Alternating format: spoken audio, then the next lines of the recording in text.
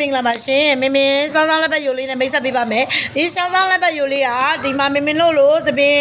ကျွတ်တဲ့လူတွေသပင်မတန်တဲ့လူတွေမျိုးပြောင်းရင်ပြီးတော့မျိုးသမီးတွေပေါ့နော်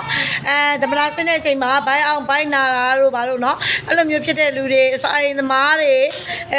အဆိုင်သမားတွေပြီးတော့သွေးဆုံးလေနာကိုင်းတဲ့လူတွေပေါ့နော်သွေးဆုံးလေနာကိုင်းတဲ့လူတွေပြီးတော့ကြတော့ကလေးမရတဲ့ချစ်ရတဲ့မေမေတွေပေါ့နော်ချစ်ရတဲ့မေမေဖြစ်တဲ့မမတို့အတွက်ဒီမှာစောင်းစောင်းလက်ပတ်ယူလေးဆိုင်မှာရှိပါရှင်တပူးမှာ3000ပါရှင်တပူးကို3000ပါဆိုင်မှာလာဝယ်လို့ရပါပြီဒီဟာလေးကိုစားကြည့်ပါလုံးဝကောင်းစီရပါမယ်ရှင်လုံးဝကောင်းစီရပါမယ်ဟိုကလေးမရသေးတဲ့လူတွေဆိုလဲတိမ်ပေါ့နော်တိမ်အားဒါတိမ်အားလဲကောင်းပါရဲ့ရှင်ပြောချင်တာစောစောလေးကပြောချင်တာလေးကစကလုံးလေးကတိမ်အားလဲကောင်းပါရဲ့အဲ့တော့ဒီမှာစောင်းစောင်းလက်ပတ်ကိုယိုထိုးပြီးမစားနိုင်တဲ့လူတွေဒီမှာစောင်းစောင်းလက်ပတ်ယိုအစင်းသေးရှိပါရဲ့ရှင်ဆိုင်မှာလာဝယ်လို့ရပါပြီတပူးကို3000ပါရှင်တကယ်လို့မာယူမယ်ဆိုရင်430ခုတင်5ခုရှိကိုဖုန်းဆက်မှာယူလို့ရပါရဲ့စလင်းပန်းချန်တောင်ပတ်ပါနော်စလင်းမန်းကြံတောင်ဘက်ပါစပင်ကျွတ်တဲ့လူတွေအဆိုင်သမားတွေဘိုင်းအောင်တဲ့လူတွေ